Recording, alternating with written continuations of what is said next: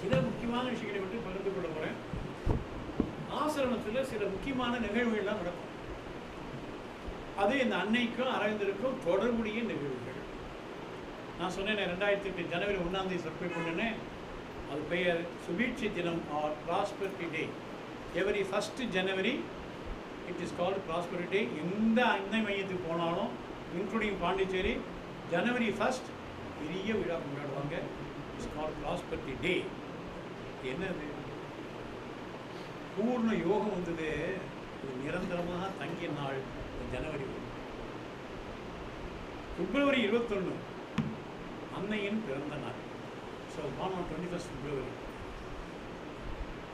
தெய்வ சக்தி இறங்கினார், super natural power வேறேந்து அன்னைக்கு இறங்குகிறது. 1956 அன்னை புதுவை வந்த நாள் ஏப்ரல் 24. அரவிந்தர் பிறந்த நாள் அதான் சொன்னேன் ஆகஸ்ட் 15. அன்னை முக்தி அடைந்த நாள் நவம்பர் 17. இன்னும் நான் வரல, அதுக்குள்ளே அதை படிச்சுட்டேன். அரவிந்தர் யோகம் வெற்றி பெற்ற நாள் நவம்பர் 24. ஆனால் பூர்ண யோகம் பூர்த்தி ஆகுது நவம்பர் 24, 1926. அதுக்கப்புறம் விட்டார் எல்லாத்தையுமே. போய் தியானம் பண்ண ஆரம்பிச்சிருக்கார். தியானம் தியானம் தியானம் தியானம் தான் யாருமே அனுபவம் இல்லை. 24 வருஷம் இருந்திருக்கார். 1926 to 1950 24 வருஷம் அப்படி இருந்திருக்கார். அப்பப்போ ரொம்ப ரிக்வஸ்ட் பண்ணால் கொஞ்சம் இப்படி தடை காமிச்சிட்டு போகிற அவ்வளோதான். அப்புறம் டிசம்பர் 5 அரவிந்தர் முக்தி அடைந்த நாள். இப்போது இந்த அன்னை படம்லாம் பார்த்தீங்கன்னா ஒரு சிம்பிள் இருக்கும், சக்கரமாக இருக்கும். இந்த சக்கரம் தான் அந்த அரவிந்தர் ஆசிரமத்தினுடைய சிம்பிள். இது இந்த சக்கரத்தினுடைய அடிப்படை என்னன்னு பாருங்க. 12 விதமான பகுதிகள் இந்த சக்கரத்தில் இருக்கும். ஒன் இஸ் கால்ட் சின்சியாரிட்டி, உண்மை, ஹியூமிலிட்டி, அடக்கம், கிராட்டிடியூட், நன்றி, பர்வரன்சன், விடாமுயற்சி, ஆஸ்பிரேஷன்ஸ், ஆர்வம், ரிசப்டிவிட்டி, கிரகிக்கும் தன்மை, ப்ராக்ரஸ், முன்னேற்றம், கரேஜ், தைரியம், குட்னஸ், நல்லியல்பு, ஜெனராசிட்டி, தாராள மனப்பான்மை, நிதானம், ஈக்குவாலிட்டி, சாந்தம், பீஸ். இதுதான் அந்த 12 சக்கரத்தினுடைய அடையாளம். என்றால் உன்னையை வழங்கினால் இந்த 12ம் அதுதான் முக்கியம். அதை காட்ட தான் இதை எப்போதுமே ஒரு சிம்பாலிக்காக ஒன்று சொல்கிறாங்கன்னா அதுக்கு அர்த்தம் என்னென்னா அது நமக்கு கிடைக்கும், அது நமக்கு சிந்திக்கும் அப்படின்னு. இப்போ நான் கொஞ்சம் நிறுத்துகிறேன். யாராவது அன்னையோட அனுபவப்பட்டவா 2 வார்த்தை பேசலாம். இன்னொரு 10 வருஷத்தில் சொற்பொழி முடிஞ்சிடும். அன்னை தன் வாயிலே இறங்கி, ஏன்னா கடைசியில் நம்ம அன்னையை தரிசிக்க போகிறோம். அதுக்கு முன்னாடி ஒரு யாராவது வாழ்க்கையில் உங்களுக்கு எதாவது இருக்குதுன்னா நம்ம சொல்லலாம். நம்ம வாழ்க்கையில் ஏதாவது சம்பந்தம் நிறைய பேர் சொல்லியிருக்கா. கல்யாணத்துக்கு வேண்டி நடந்திருக்கு. வடிப்பாகிட்ட சொற்பொழி பண்ண 2 நாள் கழிச்சு அதுக்கு வந்து 2வது நாளே எனக்கு அதுக்கு போகணும். நீங்கள் சொன்ன மாதிரி நான் வேண்டினசே எனக்கு நடந்துருச்சு. அது எப்படி நடக்கும், அன்னைக்கு எப்படி house is responding to your request, அதெல்லாம் கடைசியாக பார்க்க போகிறோம். அதுக்காக 10 நிமிஷம் அலாட் பண்ணி வச்சுருக்கேன். அதுக்கு முன்னாடி யாரேனும் உங்கள் வாழ்விலே தனிப்பட்ட முறையில் அன்னையை அனுபவித்திருந்தால் நீங்கள் வந்து இங்கே என்னென்னு பேசலாம். தைரியமாக சொல்லுங்கள். நிறைய அனுபவம் இருக்கு, அனுபவம் நிறைய பேர் இருக்கு. நீங்கள் பேசுறீங்களா? இந்த அனுபவம் ஏதாவது சொல்கிறீங்களா? நீங்கள் என்ன பேசுகிற மாதிரி நீங்கள் தான் இருக்கு. நாங்கள் யாராவது பேசுகிறோம் ஒன்றும் அனுபவம் சொல்லுவாங்க.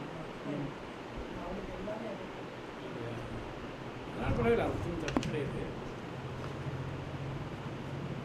அன்னையினுடைய மனப்பான்மை மன தூய்மையும் உண்மையான ஈடுபாடும் கொண்டு வணங்க வேண்டும்.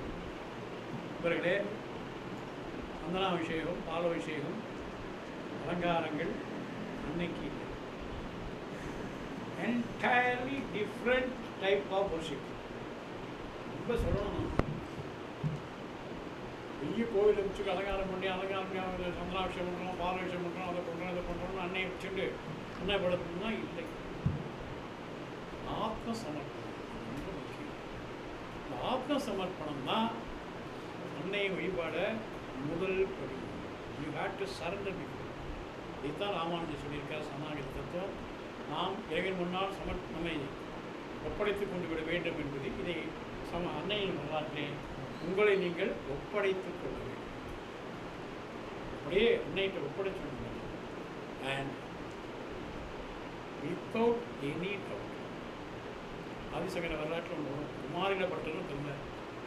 மிகப்பெரிய மகான், மீமாம்சத்தில் மிகப்பெரியவர். இந்த பௌத்தர்கள்லாம் இந்துக்களை ரொம்ப தூஷிச்சாங்க, வேதங்கள் இல்லைன்னு சொன்னாங்க. ஏன் இப்படி சொல்கிறாங்கன்னு தெரிஞ்சுக்கணும்னு ஆசைப்பட்டார். அதுக்காக என்ன பண்ணார், ஒரு பௌத்தர் மாதிரி வேஷம் போட்டுட்டு அங்கே விஷயம் வந்துட்டார். அந்த பௌத்த பிட்சுகள்லாம் என்னமோ பேசுகிறாங்க, இவர் கேட்டுனே இருக்கா. ஒரு நாளைக்கு அவன் பயங்கரமாக வேதங்களை திட்டின்னு இருக்கும்போது இவரால் பொறுக்க முடியல. ஏன்னா அவர் பேசிக்காக அப்படிப்பட்டவர் தானே, நீங்கள் சொல்கிற கருத்து அது இல்லைன்னு சொல்லிட்டார். அப்போ நீ பௌத்தன் இல்லை, உண்மை சொல் யாருன்னா நான் பௌத்தன் தான், சும்மா வேஷம் போட்டு தெரிஞ்சுக்க வந்தேன்னு ஒரு தண்டனையை கொடுத்தாரு. என்ன தண்டனை தெரியுமோ, 7 மாடி இருக்கும் வாழ்வு. அந்த 7ஆவது மாடியில் கீழே உருட்டி விட்டு உருட்டி விட்டாங்க. அவர் குமாரில் பட்டவர் கீழே விழுந்தார். விழும்போது சொன்னார், ஏ வேதமே, நீ சத்தியம் என்றால் என்னை காப்பாற்று. உயிர் பிழைத்தார். சத்தியமான வேதம் காப்பாற்றிற்று. ஆனால் நீ சத்தியம் என்றால் என்று ஒரு சந்தேகத்தை போட்டதாலே ஒரு கண் குமாரில் பட்டருக்கு ஒரு கண் குணமாயிடுச்சு. ஏன்னா முழுமையாக நம்ப வேதமே நீ சத்தியம் என்றால் என்னை காப்பாற்றான்னு அர்த்தம். உனக்கே நம்பிக்கை இல்லை, முழு சத்தியமா இல்லையா? அன்னையிடம் அப்படி வேண்டக்கூடாது. என் கஷ்டம் தீருமா கேட்கக்கூடாது. அன்னை மேல சந்தேகப்படும். முழுமையா நீங்கள் அன்னையிடம் உங்களை ஒப்படைத்துக் கொண்டு விட வேண்டும். அதுதான் ரொம்ப முக்கியம். Total surrender. அன்னைகிட்ட நான் ஆரம்பத்தில் சொன்னேனே, அவங்க இந்திய பொன்மணியா அப்படிலாம் நான் சொன்ன வந்தானே. அரவிந்தரின் கிழமை என்ன சொல்றார், மகாலட்சுமியும் சரஸ்வதியும் பார்வதியும் 3 மகா காளி, இந்த 3 ஒன்றிணைந்த ஒரே தெய்வத்தின் அருள் கொண்டவள் தான் அன்னை என்று சொல்லியிருக்கிறான்னு சொன்ன உடனே இவர் நாட்டம்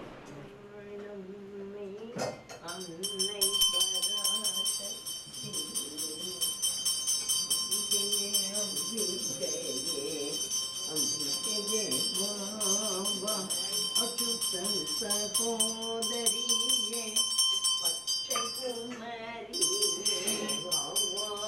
தங்க ஒடியானம் மின்ன தங்கமேனி வாவா அருள்மழையே பொழிந்திடும் அம்பிகையே வாவா அம்பிகையே அம்பிகையே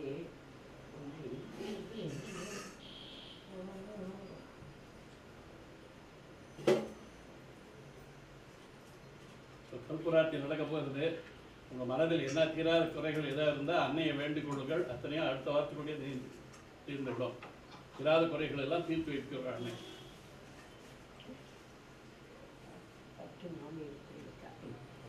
சரி, அந்த தட்டு அங்கே மாமி கூட்டு வச்சிருந்தா உள்ளே இருந்து தரேன். உள்ள இருக்கா? ஆமாம்,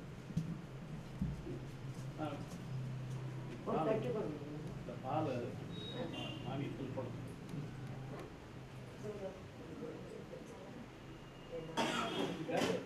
மாமி பூக்கு எடுத்துட்டா மாமி.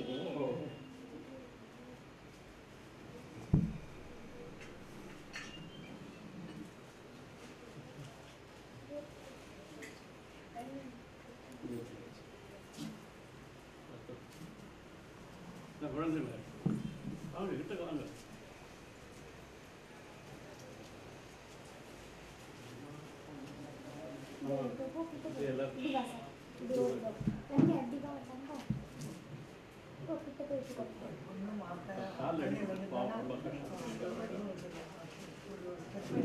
அன்னை சொற்பொழிலேயே அனுபவங்கள்லாம் நிறைய சொல்லுவார்.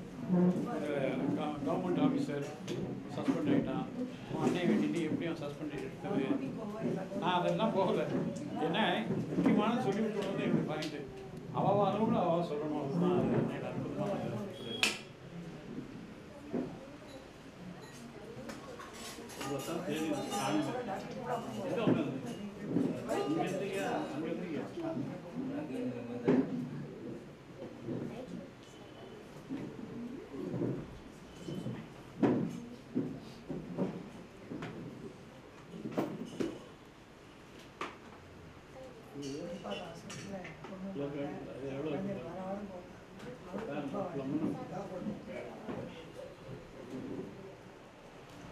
நண்பர்களே,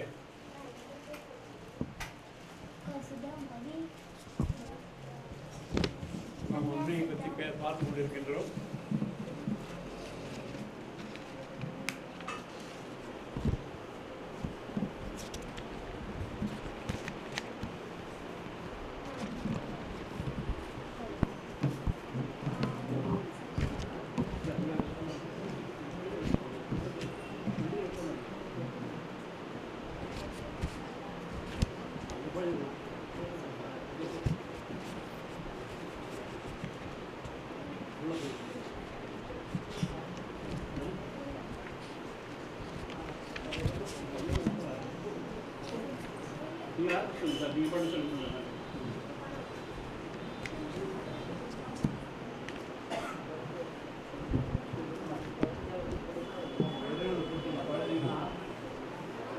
பரிபூர்ண அமைதி வேணும், நம்பிக்கை வேணும். நம்பிக்கைன்னா நாட் 99%, 100%, 100க்கு 100% இருக்கணும். இப்போ நீங்கள் எல்லாரும் உங்கள் மனசில் அன்னை எப்படி பண்ணுறாங்கிறத முதல்ல சொல்கிறேன்.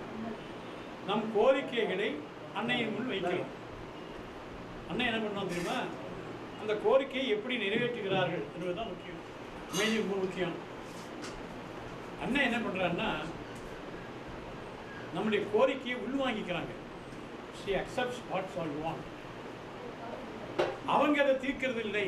அதான் அண்ணா தெரிஞ்சுக்கணும். உங்கள் கஷ்டங்களை அன்னை தீர்ப்பதில்லை.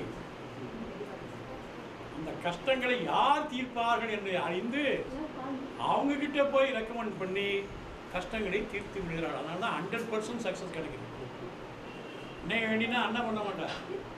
உங்கள் கஷ்டத்தை யார் தீர்க்கணுங்கிற அன்னைக்கு தெரியும். அங்கே போகிறார்கள். அதுக்குத்தான் அன்னையை அனுப்புதல் என்று பெயர். அன்னையை அனுப்புதல் என்று பெயர். இந்த அன்னையை பிரார்த்தனை பண்ணிக்கணும். இப்போ நீங்கள் பரிபூர்ணமாக அன்னையிடம் ஒப்படைத்துக் கொண்டு விடுங்கள். இன்னும் ஒரு நிமிடத்தில் முடிஞ்சிடும். ஆனால் நீங்கள் பரிபூர்ணமாக அன்னையிட்ட ஒப்படைச்சுக்கணும். இப்பொழுது நாம் அன்னையிடம் செல்லுகிறோம். இஸ் இட் பாசிபிள் கேட்பீங்க. ஒரே நேரத்தில் கிருஷ்ண பரமாத்மா பல இடங்களுக்கு சென்றிருக்கிறார். சீரடி சாய்பாபா ஒரே நேரத்தில் பல வீடுகளுக்கு சென்றிருக்கிறார். ஆனால் அன்னையால் முடியுமா நீங்கள் கேட்கவே வேண்டாம். இது நடந்திருக்கக்கூடிய நிகழ்ச்சிகள். அன்னை எப்படி செய்கிறாள் என்றால், உங்களை முழுமையாக அன்னையை நம்பி சமர்ப்பித்து விட்டால், அன்னையிடம் நீங்கள் ஒப்படைத்து விட்டால் உங்களை கோரிக்கைகளை ஏற்றுக்கொள்கிறாள் அன்னை. உடனே அன்னை அனுப்பப்படுகிறாள். இங்கிருந்து யார் மூலமாக இந்த காரியம் நிறைவேறுமோ அவர்களிடம் சென்று காரியத்தை நிறைவேற்றி வருகிறார்கள் அன்னை. அதுதான் முக்கியம். ஹவுஸ் இஸ் இம்ப்ளிமெண்டிங் இருக்கு. இதுதான் காரணம். அன்னையுடைய கண்ணுக்கு பயங்கரமான ஒரு ஒளி உண்டு. அந்த கண்ணை தியானம் பண்ணீங்க. எல்லாரும் மனசுல இப்ப இருக்கக்கூடிய ஒரு குறையை தியானம் பண்ணீங்க. இப்போ immediate what is currently you are having in your mind. இப்போ இருக்கக்கூடிய ஒரு குறையை தியானம் பண்ணீங்க.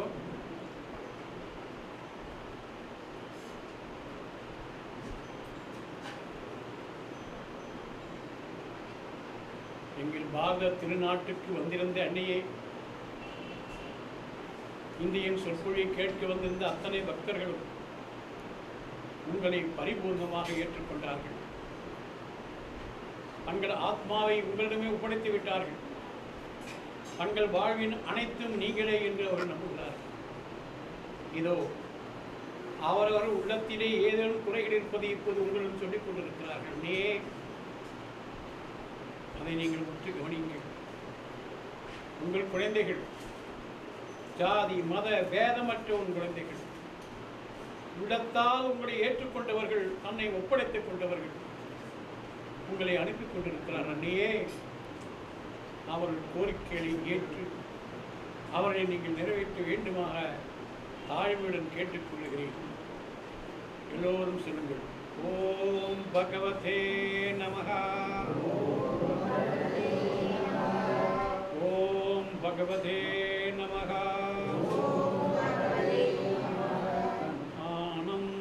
ஆனந்தமயி சைத்தன்யமயி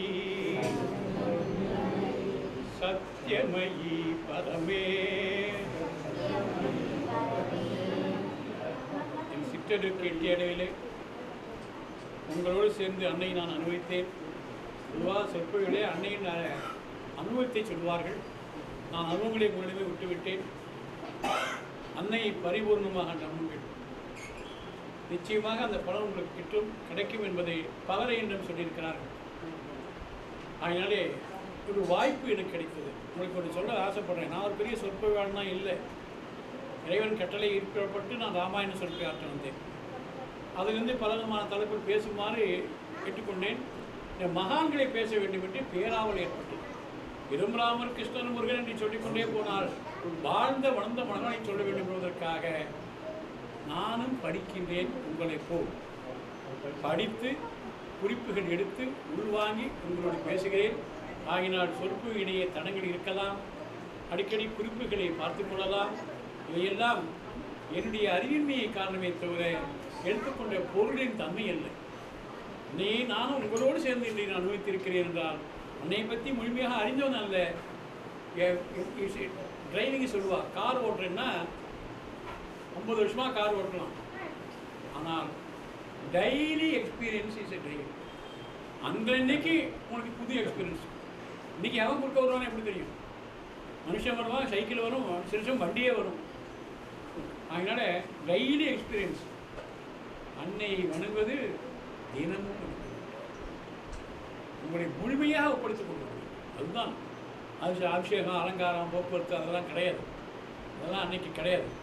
அன்னைக்கு இருப்பது இந்த மலர்கள் மலர் அலங்காரம் என்பது அதிலிருந்து வெளிப்படுகின்ற ரேஸ், மருத்துவ குணமும் ஆன்மீக உணர்வும் தூண்டக்கூடியதுதான் இந்த மலர்கள். சசிராமன் இதை கண்டுபிடிச்சிருக்கார்.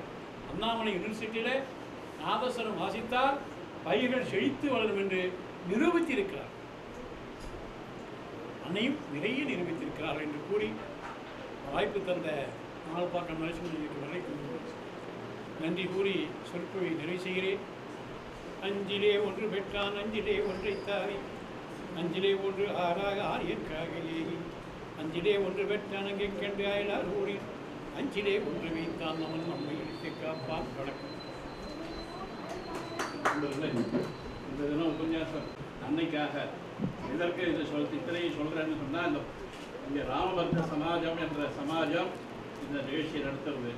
இதுக்கு இடம் இருக்கிறது வைதிக தர்மபுருஷனுடைய உயிரை கொடுத்துக் கொண்டிருக்கிற ஒரு வாலிபர் உட்கார்ந்திருக்கார். பாலாஜி என்று ஆதிமூலத்தில் அவருடைய தந்தையார், ராஜலட்சுமி அவன் அம்மா. அதான் 2 பேரும் என் பேருக்குள்ள அவ்வளோ அளவு கிடந்த பிரீத்தி. நாங்கள் 2006 கீழே உபன்யாசம் நடக்கிற இடத்துல இருந்து முன்னாடி வந்து உட்கார்ந்து எங்களை என்கரேஜ் பண்ணி கொண்டிருந்தார்கள். அந்த பையனுக்கு அந்த குழந்தை பாக்கியம் சீக்கிரம் கட்ட வேண்டும், அன்னையினுடைய அருளாசி வேண்டும். தீராத நோய் ஒன்று சொன்னார். 93 வயது அன்னை படுக்கவில்லை என்று சொன்னார்.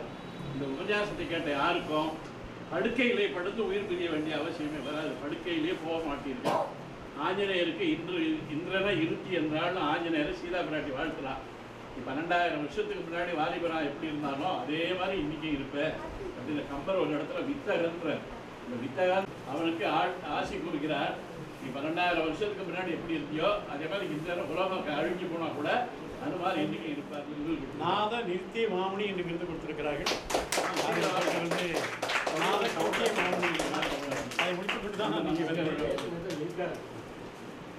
கீரனூர் ராமூர்த்தி அவர்கள் திருப்பி ராமாயணம் நடத்தப்படுறாரு. இப்போ என்ன 2:30 16 23 30 நவம்பர் 2ஆம் தேதி 4 வாரங்கள் ராமாயணம் சொல்றார்.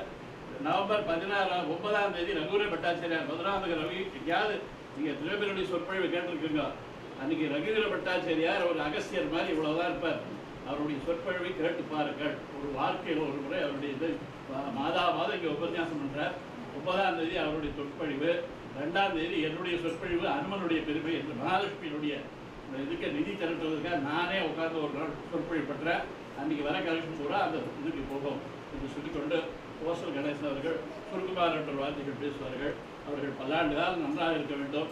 ஆதிமூல ஐயருடைய பாலாஜிக்கு சீக்கிரம் ஒரு குழந்தை பாக்கியம் ஏற்பட வேண்டும், எல்லாரும் வாழ்த்த வேண்டும் என்று கேட்டுக்கொண்டு என் உரையை முடிக்கிறேன். உரையாளர்களுக்கு வணக்கம். சார் பேசுகிற ஒரு கனெக்டர் இருக்கிறதுனால அந்த பேப்பர் எடுத்தேன். இந்தியாவை நேசித்த வெள்ளையர் நீதிபதி சார் வில்லியம் ஜோன்ஸ், இந்தியாவை நேசித்த ஆங்கிலேயர். அவர் வழக்கறிஞர். ஆங்கில சட்டம் மட்டுமின்றி பெர்சியன், கிரேக்கம், அரேபியா ஆகிய நாடுகளின் சட்டங்களை அறிந்து ஒரே வழக்கறிஞர். சார் வில்லியம் ஜோன்ஸ் இந்திய உச்ச நீதிமன்றத்தில் நீதிபதியாக நியமிக்கப்பட்டார். 1783ஆம் ஆண்டு அவர் இங்கிலாந்திலிருந்து சென்னைக்கு வந்து சேர்ந்தார். இந்தியாவில் காலடி எடுத்து வைக்கும் முன்னரே அவருக்கு கணிதம், வானியல், அறிவியல் ஆகியவற்றில் புலமை கொண்டிருந்தார். 11 வயது இருக்கும்போதே பள்ளியில் தான் படித்த ஷேக்ஸ்பியரின் டெம்பஸ்ட் நாடகத்தை முழுவதையும் மதிப்பு சகாமல் விட்டுவிட்டு பள்ளி முழுமையும் அசிரிக்கச் செய்தவர். இந்தியாவில் காலடி எடுத்து வைத்ததும் கிழக்கிந்திய இலக்கியத்தின் மீது மிகுந்த ஈடுபாடு கொண்டார். இது ஒரு அற்புதமான நாடு. அதன் செல்வங்கள் இந்திய தாய் ஆழ்ந்த உறக்கத்தில் இருக்கும்போது ஆங்கிலேயர்களின் மடியில் போய் விழுந்துள்ளன என்று இந்தியாவை புகழ்ந்து கொண்டிருந்தார். அது மட்டும் அல்ல, ஆங்கிலேயர் ஆட்சி இந்தியாவில் நிலைத்து இருக்க வேண்டுமெனில் அவர்கள் ஆங்கிலேயர்கள் ஒரு பகுதி இந்தியர்கள் ஆகிவிட வேண்டும் என்றும் ஜோன்ஸ் கருதினார். இந்தியன் ஆவதை எவ்வாறு? இந்திய மொழிகளை கற்க வேண்டும், இந்திய உணர்வுகளை அறிய வேண்டும், அதற்கு சம்ஸ்கிருதத்தை கற்க வேண்டும் என்று கருதினார். அந்த காலகட்டத்தில் நமது கலாச்சாரம், புராணங்கள் பற்றி எழுத்தில் அச்சில் ஒன்றும் இல்லையே, அச்சிலும் வழக்கமும் இந்தியாவில் கிடையாது என்ற கூற்றை ஜோன்ஸ் ஒத்துக்கொள்ளவில்லை. 1784 அவர் ஆசிய சங்கம், ஏசியாட்டிக் சொசைட்டி என்ற அமைப்பை 30 உறுப்பினர்களை கொண்டு நிறுவினார். இந்த அமைப்பின் மூலம் இந்திய கலாச்சாரம் பற்றிய பலவற்றை வெளிக்கொண்டார். இந்திய இசை, யானைக்கால் நோய்க்கு சிகிச்சை, சதுரங்கம் இந்தியாவில் தோன்றியது, இந்திய தாவரையியல் தத்துவ கவிதைகள், இந்திய வரலாறு, இந்து சமயம் என்பது போன்ற பல பொருட்கள் பற்றிய கட்டுரைகள், நூல்கள் கொண்டு வரப்பட்டன. இந்திய கடவுள்களும் ஜோன்ஸை கவர்ந்தன. கிரேக்க, இத்தாலிய, இந்திய கடவுள் பற்றியும் அவர் எழுதினார். கிருஷ்ணன், ராமன், பிரம்மா, யுதிஷ்டிரர், அர்ஜுனன், பீமன் இவர்கள் அனைவரும் ஜோன்ஸை கவர்ந்தவர்கள். இந்தியாவை பார்த்துத்தான் கிரேக்கர்கள் பல கடவுள்களை உருவாக்கி இருக்க வேண்டும் என்பதும் ஜோன்ஸின் எண்ணம். 1785 கொல்கத்தாவில் ஜோன்ஸ் ஒரு பங்களா கட்டினார். முழுக்க இந்திய முறையிலான வீடு. அத்துடன் இந்திய முறைப்படி வேட்டியும் சட்டையும் அணிய முற்பட்டார். சமஸ்கிருதத்தை கற்றார். 1793 அவரது கண் பார்வை மங்கியது. அந்த ஆண்டு நவம்பர் மாதம் அவருக்கு புற்றுநோய் ஏற்பட்டது. அவர் ராஜினாமா செய்தார். மறுநாள் இறந்தார். அவர் நோய்வாய்ப்பட்ட உடனேயே அவர் இங்கிலாந்து திரும்பும்படி அவரை மருத்துவர்களும் நண்பர்களும் வலியுறுத்தினர். ஆனால் ஜோன்ஸ் இந்தியாவிலேயே சாக விரும்பினார். இங்கிலாந்தும் பிடித்தமான பூமிதான். ஆனால் இந்தியாவிலிருந்து குடியேறியிருந்தான் நான் என் வாழ்வில் மகிழ்ச்சி அடைந்தேன். அதற்கு முன் நான் இத்தனை மகிழ்வாக இருந்தது இல்லை. நான் இந்தியாவிலேயே சாக விரும்புகிறேன், வேறெங்கும் மரணம் அடைய விரும்பவில்லை என்று குறிப்பிட்டார். இந்தியாவில் நேசித்த இந்த ஆங்கிலேய நேரு. வணக்கம். அலையாத கல்வியும் சுரையாத வயதுமோர் கபடு வாராத நட்பும் கன்றாத வளமையும் குன்றாத இளமையும் கல்வியில்லாத உடலும் சலியாத மனமும் அன்பகலாத மனைவியும் தவறாத சந்தானமும் தாழாத கீர்த்தியும் மாறாத வார்த்தையும் கடைகள் மாறாத கொலையும் கொலையாத நிதியமும் போனாத போலும் ஒரு துன்பமில்லாத வாழ்வும் துய்யனின் பாதத்தில் அன்பும் உதவி பெரிய தொண்டரொரு கூட்டு கண்டாய் அலையாழி அறிதுயிலும் மாயனது தங்கையே ஆதி கடவுளின் வாழ்வே அமுதீசரொரு பாவம் அகலாத சுகபாணி அருள்வாமி அபிராமியே.